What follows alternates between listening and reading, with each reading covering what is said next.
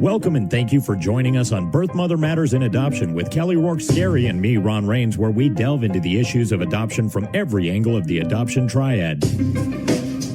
Do what's best for your kid and for yourself, because if you can't take care of yourself, you're definitely not going to be able to take care of that kid, and that's not fair. And I know that my daughter will be well taken care of with them. Don't have an abortion. Give this child a chance. All I could think about was needing to save my son. My name is Kelly Rourke-Scary. I am the Executive Director, President, and co-founder of Building Arizona Families Adoption Agency, the Donna K. Evans Foundation, and creator of the You Before Me campaign. I have a bachelor's degree in family studies and human development and a master's degree in education with an emphasis in school counseling. I was adopted at the age of 3 days, born to a teen birth mother, raised in a closed adoption, and reunited with my birth mother in 2007. I have worked in the adoption field for over 15 years. And I'm Ron Rains. I've worked in radio since 1999. I was the co-host of 2 successful morning shows in Prescott, Arizona. Now I work for my wife, who's an adoption attorney, and I'm able to combine these 2 great passions and share them on this podcast.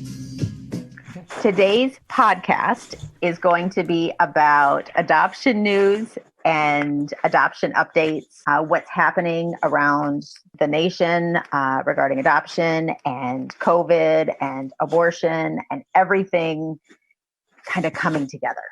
So our first topic is something that is a feel-good, lighthearted story. Yeah, I like Ron? this. This is cool news from Gerber. After featuring nearly a dozen tiny brand ambassadors as the face of its baby food and other early childhood products, Gerber announced that they've chosen the first adopted spokesbaby in their 92-year history.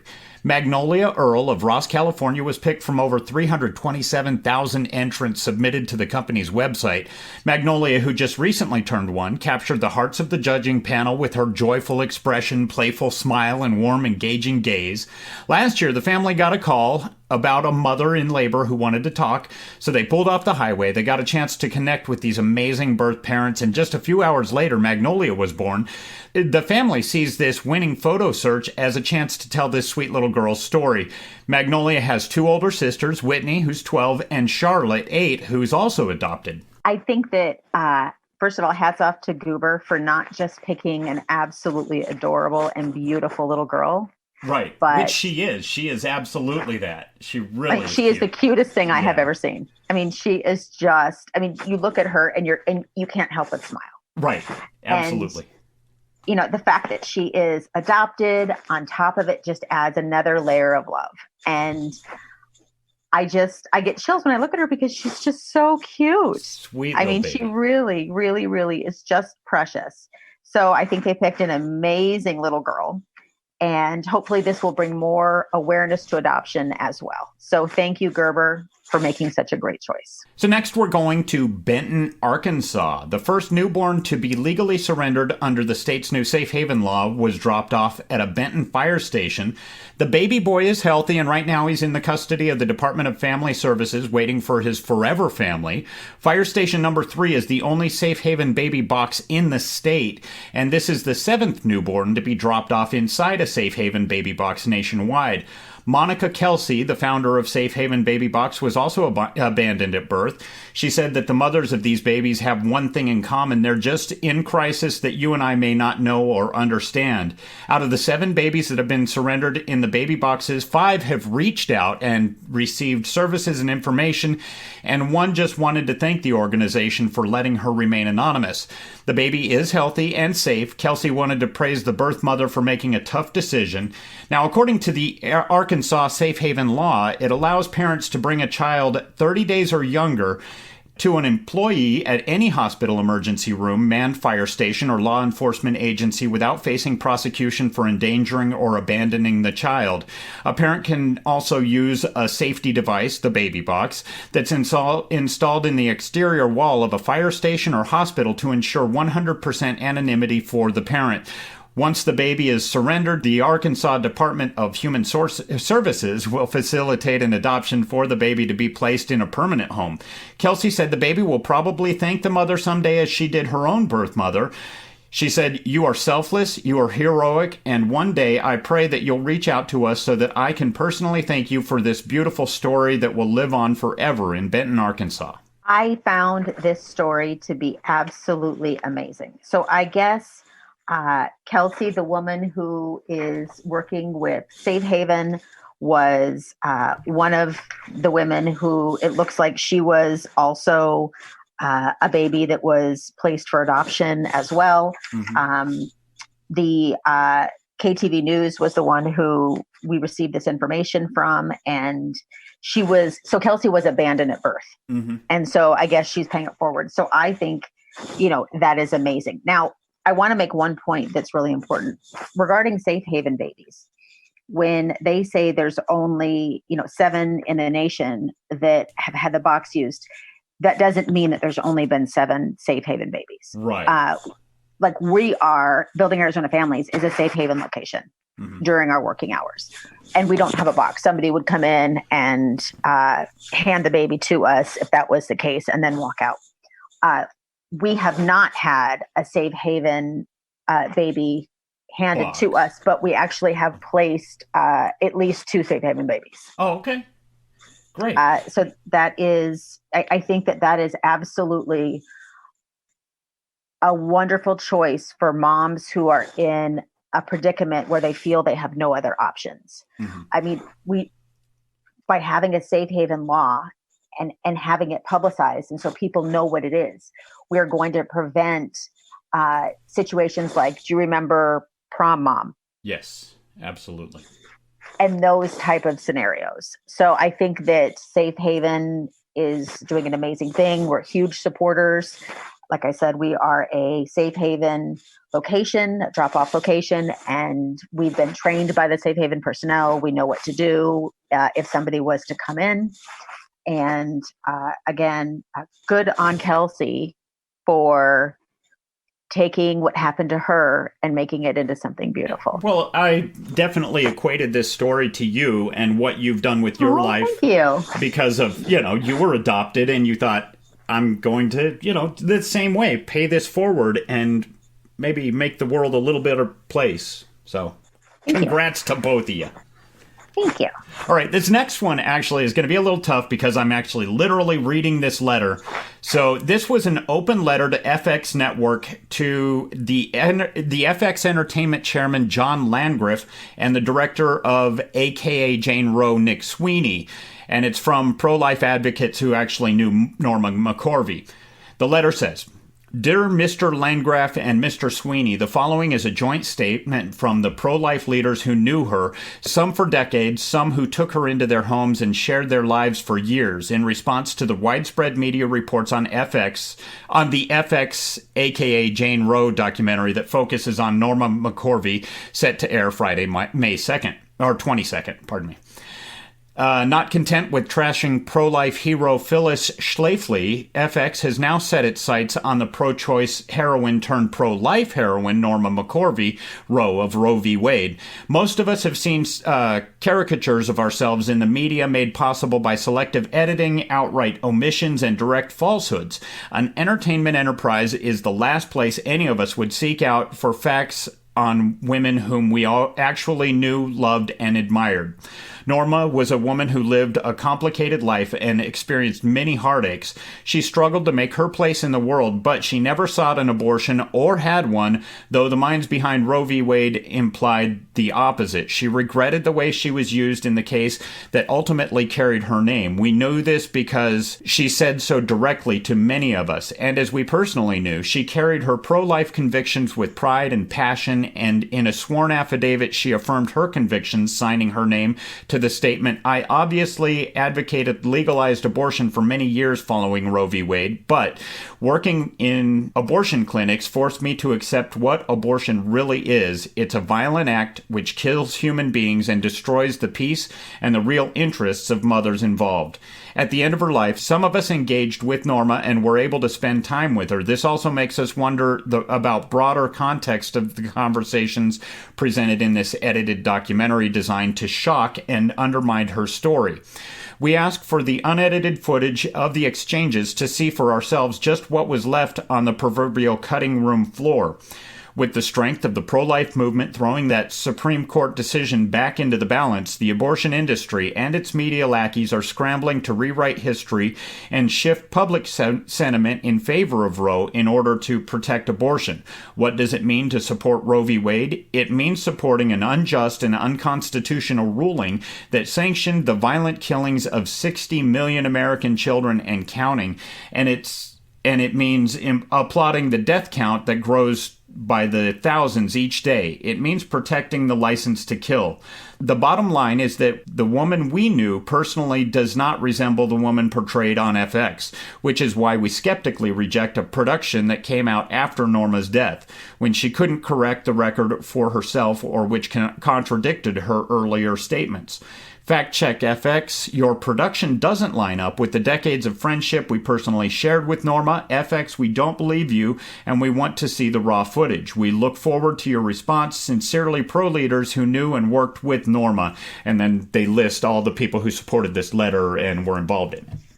As we spoke in the previous podcast, I was very disheartened at the way society took a woman and basically pushed her to the forefront and used her and manipulated her on both sides. I think. Absolutely. And I think her life was tragic. I think that she was very much exploited. I think she was, again, manipulated. I think she was looking for acceptance, and she was looking to be a part of something bigger because she had so few connections with people. You know, her daughter was being raised by her mother. She was sent off to a correctional school at 15. She was really just looking to make that connection and feel good about herself. And so I think this letter is 100% valid. I too would very much like to see the unedited version. I think that we need to remember as well when we watch this documentary that there was an agenda and a purpose for it.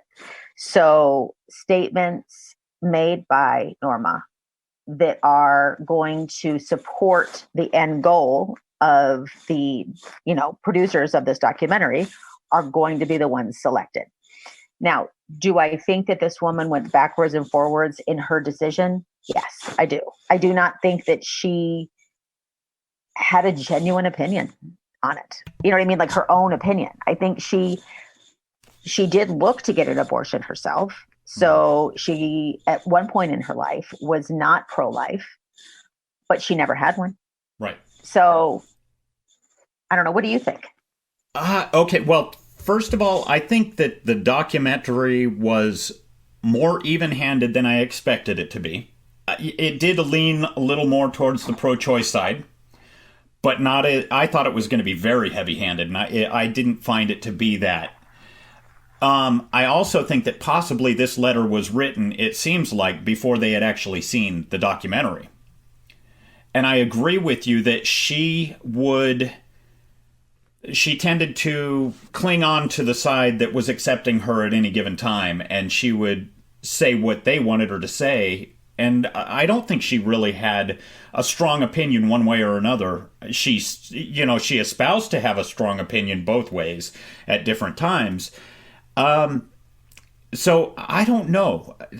It's tough. I would like to see the unedited footage. Maybe that would bring more light to it, because I do think it leaned a little towards the one side as opposed to the other. But again, I don't think it was as ham-fisted as I thought it was going to be. I agree. Another thing, too, is that when I watched her, I have spoken with over 1,000 women who have come to our adoption agency to make an adoption plan. So I've spoken with, like I said, numerous. I stopped counting at 1,000. So over the years. And I will say that she very much, and as she did place for adoption, she very much represents the birth mothers that I see and work with. Mm-hmm. In the sense that she is a survivor. She will do what it takes to live the life that she wants to live. Right. And she knows what to say. And I'm not saying that in a bad way. I'm saying it in the sense that she's a survivor. Right. And she will do what it takes to survive. So in the documentary, she states, "I am a good actress." Mm-hmm. I would actually beg to differ. I don't believe that she was ever acting. Right. You I think that she in any given believed time what she was saying at that time. Yeah. Right. Okay. That makes total sense. Yeah. I think also if there is any way that you and I can get a hold of that footage, I would love to watch it with you, because I think that would really help us understand more about this and be able to shed more light for our listeners. Mm-hmm. So I will actually have our media person reach out and see if we can get it. Now, do you think that footage is ever going to be released to anybody? I think if they want to maintain credibility, it will. Okay. And maybe they don't. They're not CNN or a news network. They are an entertainment network. So if they declined completely and said, "No, it's ours, you don't get it," then I wouldn't be surprised, because they don't care about their credibility when it comes to documentaries. How many do they make? I don't know that they make that many. They did one of my favorites, Justified, and it was an entertaining show, but that's kind of what they do. They're an entertainment network, not a news network But I think that when you put out a serious documentary, you want to be viewed as a credible source. Right. And I know that with our agency, one of the main things that I preach and practice is transparency. And if we were being questioned on something, I would absolutely release it, because I'd want to be transparent. And so we'll see if they take the same approach. Let's hope. So, yep, we will reach out and see what happens. We have all been, watching the fluctuations in COVID-19. 1 minute they're telling us don't wear a mask, and then they're telling us no, do wear a mask, and they're telling us to wear gloves, and now they're saying they're retracting that and saying that we don't need to wear gloves. And I just want everyone out there listening to know that as an agency, we are taking all precautions. We have posted our COVID guidelines that we are following on our website, and we're also posting it to our social media sites this week as well. So we recognize that things change. We are following not only what the CDC is recommending, but what the Arizona Department of Child Safety is following as well. Hopefully everybody is out there and staying safe and staying well. Thank you for joining us on Birth Mother Matters in Adoption. If you're listening and you're dealing with an unplanned pregnancy and want more information about adoption, Building Arizona Families is a local Arizona adoption agency and available 24/7 by phone or text at 623-695-4112. That's 623-695-4112. We can make an immediate appointment with you to get started on creating an Arizona adoption plan or just get you more information. You can also find out more information about Building Arizona Families on their website at azpregnancyhelp.com. Thanks also go out to Grapes for allowing us to use their song I Don't Know as our theme song. Birth Mother Matters in Adoption was written and produced by Kelly Rourke Scary and edited by me. Please rate and review this podcast wherever you're listening to us. We'd really appreciate it. We also now have a website at birthmothermatterspodcast.com. Tune in next time on Birth Mother Matters in Adoption. For Kelly Rourke Scary, I'm Ron Rains.